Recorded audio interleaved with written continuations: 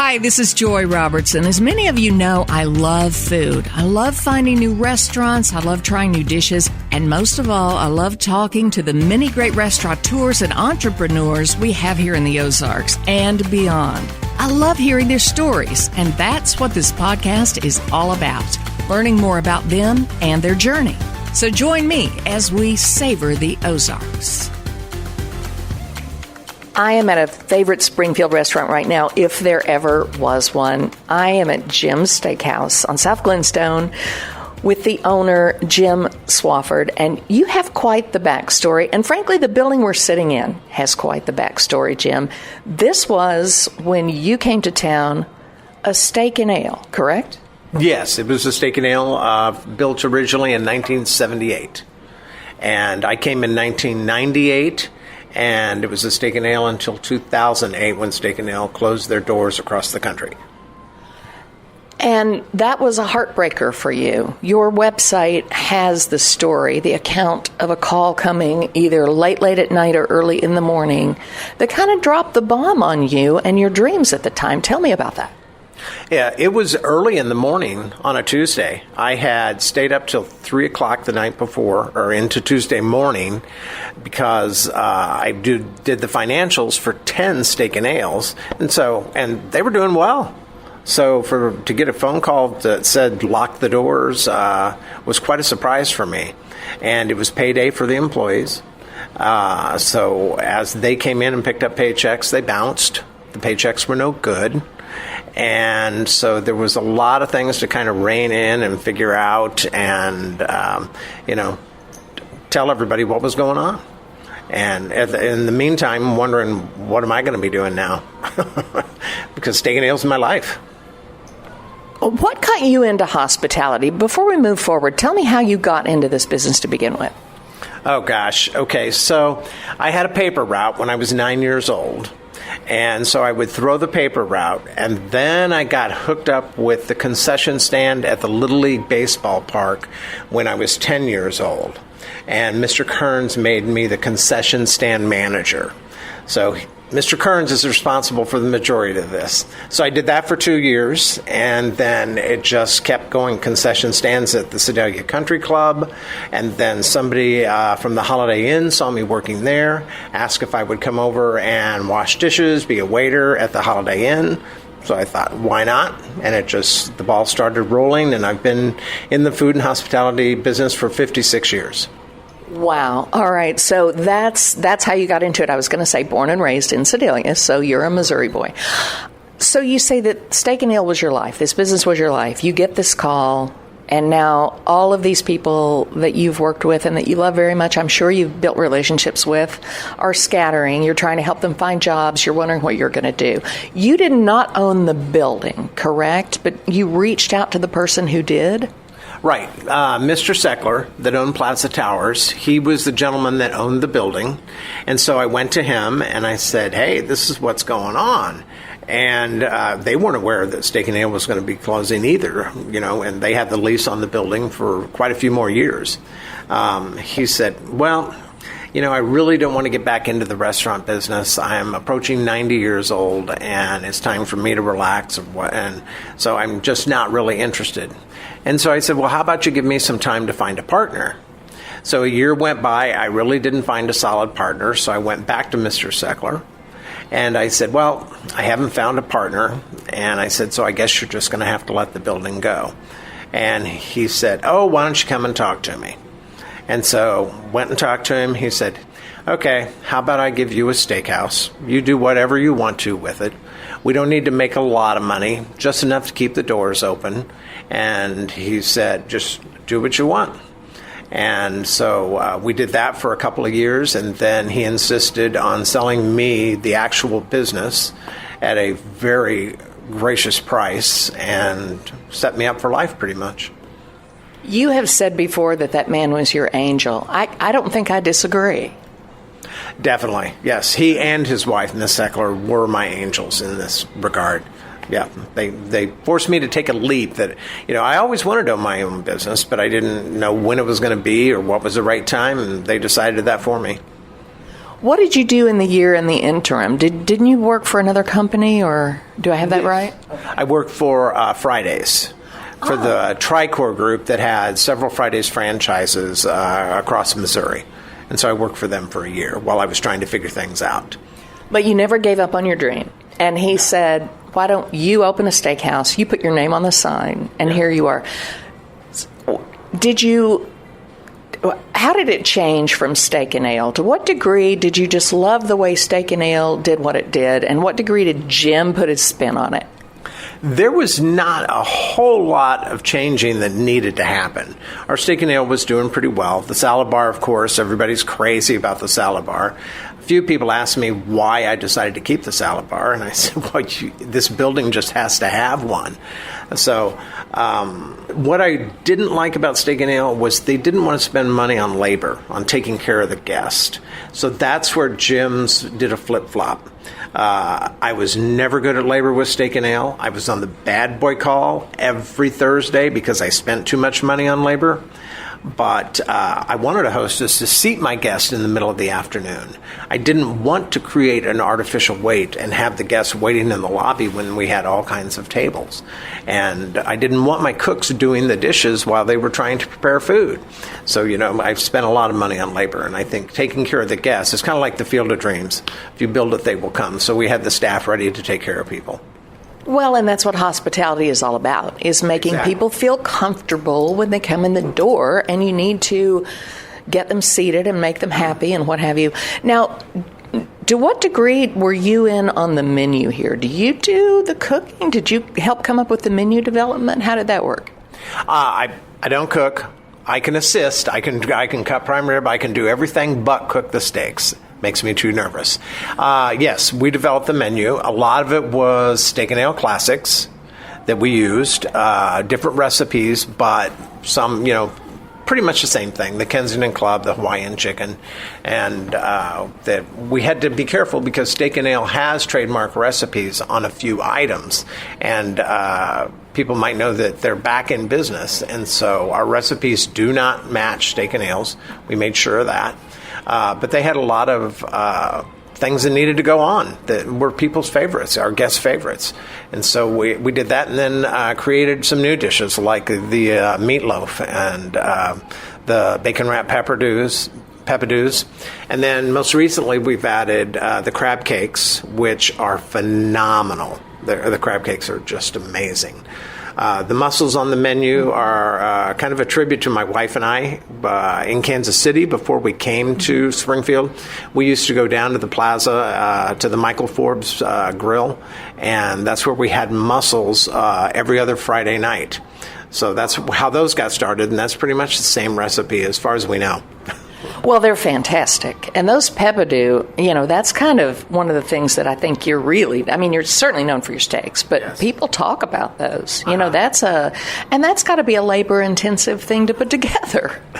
The prep cooks absolutely hate the peppadews.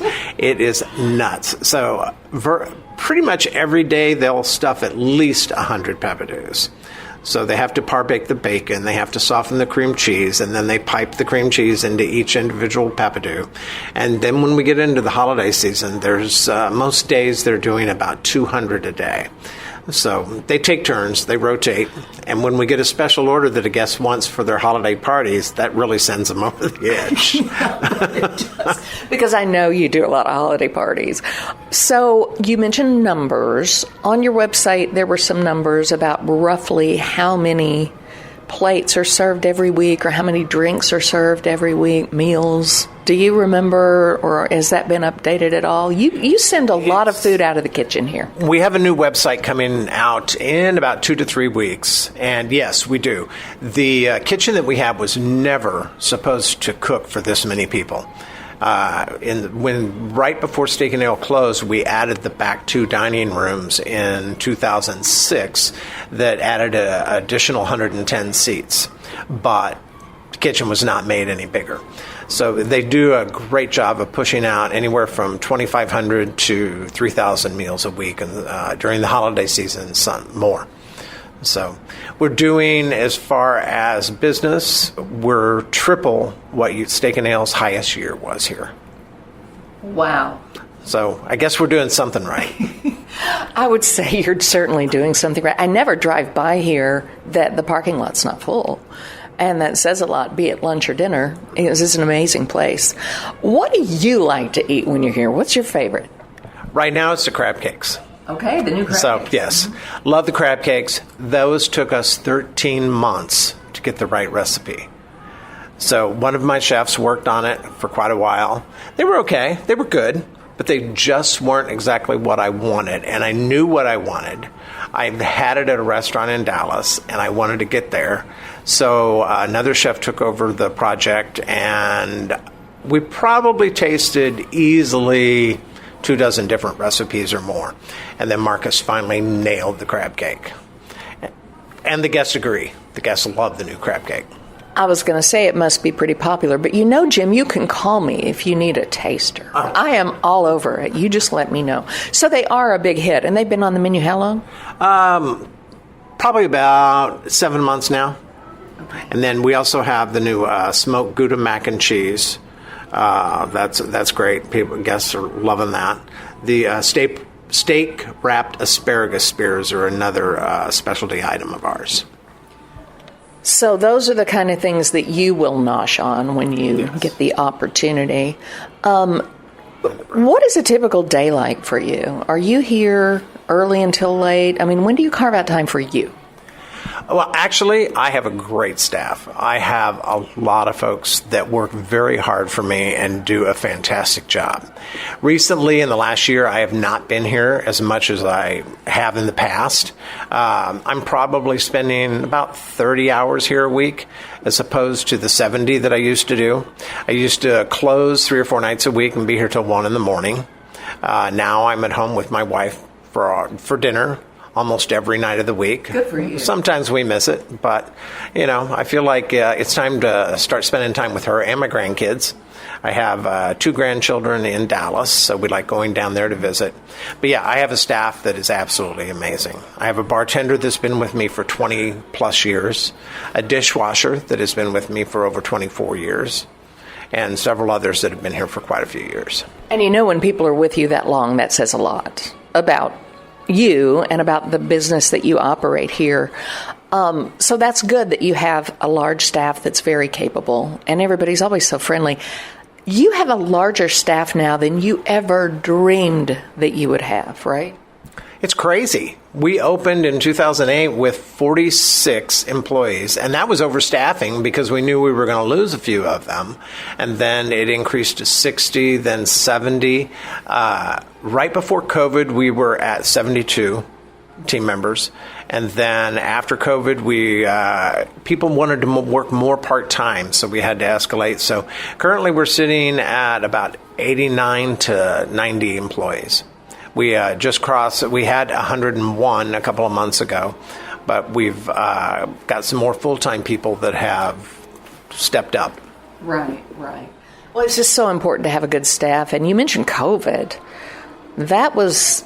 I'm just so glad we're past that. And I know you are too. How did COVID affect Jimm's Steakhouse?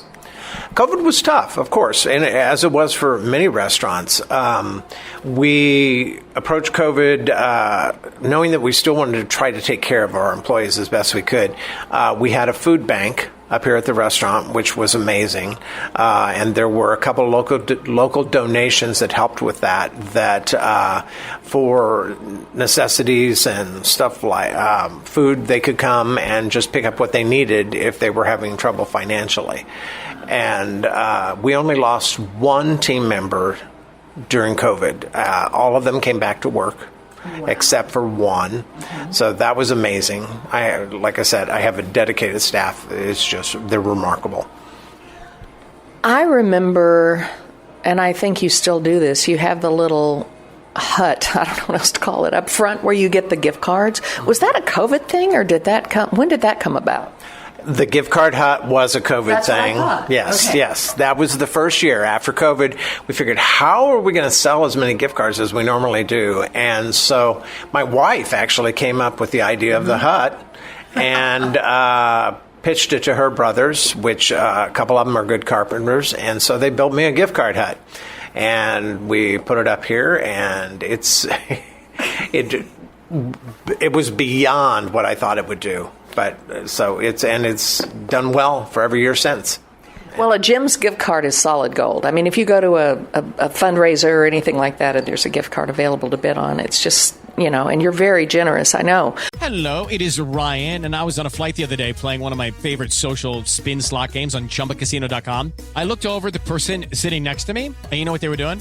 They were also playing Chumba Casino. Everybody's loving having fun with it. Chumba Casino is home to hundreds of casino-style games that you can play for free anytime, anywhere. So sign up now at ChumbaCasino.com to claim your free welcome bonus. That's ChumbaCasino.com and live the Chumba life. Sponsored by Chumba Casino. No purchase necessary. VGW Group. Void where prohibited by law. 18 plus. Terms and conditions apply. Talk about your bar program. You have a lovely bar up front with tables where you can come in and have actually a nice happy hour type meal in the bar. Tell me about that program. Yes, we're working on a new happy hour. I think it launches next week with a new appetizer menu in there and drink specials. I've got a couple of great mixologists that have developed some new fall drinks, and those are going over very well. And a lot of non-alcoholic signature drinks we're approaching, which, people are really craving those. Yeah. And they've done an excellent job coming up with six or seven non-alcoholic cocktails for the fall season. So they do the seasonal cocktails, and we'll continue, I'm sure, to be very creative in that department. Oh, yes. They have a lot of fun with it. It's kind of crazy. I look at the back bar and I think, what are we using this for? What are we using that for? So they go a lot faster than I can keep up with sometimes on getting the new cocktails. Well, you say that you've had the same bartender for a long time, so they know what they're doing back there. They're really good at it. What is the fan favorite here besides the peppadew, bacon wrapped peppadews? What are the things here that people just can't live without? The salad bar, of course. Of course. The salad bar is probably number one, can't live without. Then the prime rib, the slow roasted prime rib. And then the most popular steak on the menu is the ribeye, the 14-ounce ribeye. And mashed potatoes. The mashed potatoes are just... It's unreal how many we go through a week. We probably go through close to 800 or 900 pounds of mashed potatoes a week, and they're all hand mashed. So, you put a lot of love into that. Yes, yeah. The peppadews, of course. The stuffed mushrooms are still a favorite on the appetizer menu, and the mussels. Okay, the mussels with the garlic. The white wine garlic and the bread to dip is just is magical. I'm kind of a loaded baked girl. What do you do to your mashed? I'm not sure I've had your mashed. The mashed are just red skin mashed potatoes with the peeling on. Skin on. And skin on. We just mash them until there's just a little bit of the chunk left. They have heavy cream. They do not have garlic in them. A lot of people put garlic in their mash. There's no garlic in these, but some good seasoning. And they're good plain. They're good loaded. They're good with gravy. They're good any way you look at them. I'm one of these people that when I think about coming to Jimm's, I want either a ribeye or the prime rib. I want the loaded baked. I'm a big fan of the wedge. I will say, I love the salad bar. I do like the wedge because you guys are real good with that blue cheese. It's just amazing. It's a great blue cheese. It's a great blue cheese. Oh, man. So we start with a base, and then we doll it up ourselves with additional blue cheese. And so it's called a fromage blue cheese. Oh, it's fantastic. But I want that, and I want the mushrooms, and I want a good wine to go with it. So I've got to be beyond hungry when I come in here because I want the whole Jimm's experience. You know what I mean? The brownie, Jim, I don't know that I've had the brownie. Tell me about the brownie. I'm a little embarrassed, but just go ahead and tell us all about it. Well, the brownie is my favorite dessert. Okay. So Twice a year, I'll get it. I'll sit in a corner and finish the whole thing, but only a couple times a year.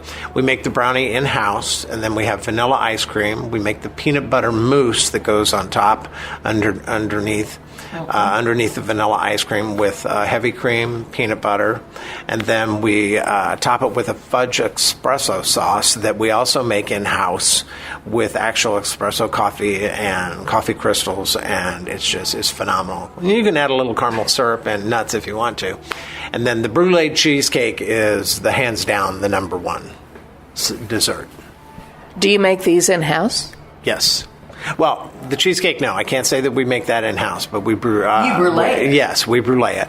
We coat it with the sugar, and then the servers torch it at the tables. My goodness. How long are you going to keep doing this? Please don't have any hopes of retiring soon. We really need you, Jim. But how long are you going to keep this up? That's really hard to tell. If it was up to my wife, I would be finished next year. So I don't think it's going to be quite that soon. But really don't have an answer for that one. But we'll see. I'll be around a while. Okay. Well, I certainly hope that you are. Any other than a little menu tweak and a new website, any upcoming excitement in the future that you want to share?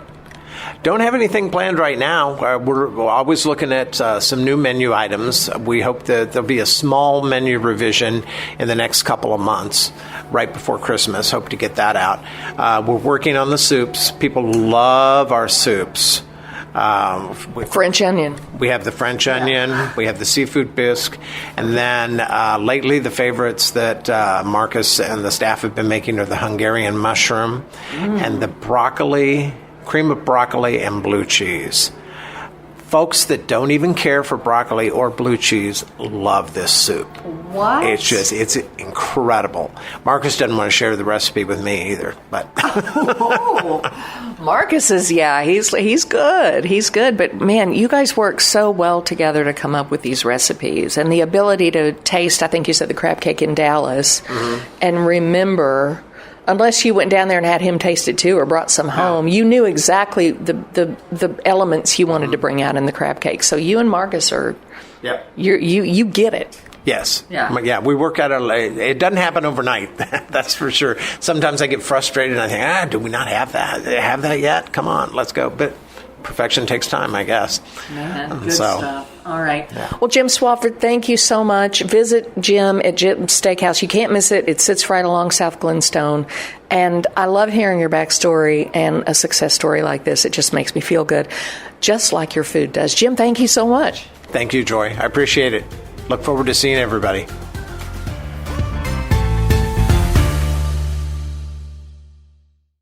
Hey everyone, it is Ryan Seacrest here. Ready to heat up your summer vacation? Get ready, things are about to get sizzling at Chumba Casino. Your summer getting a whole lot hotter with a special daily login bonus waiting just for you. So sign up now for reels of fun and reels of prizes right here at Chumba Casino with yours truly. Join me at ChumbaCasino.com and dive into a summer of social casino fun. Sponsored by Chumba Casino. No purchase necessary. VGW Group. Void where prohibited by law. 18 plus. Terms and conditions apply.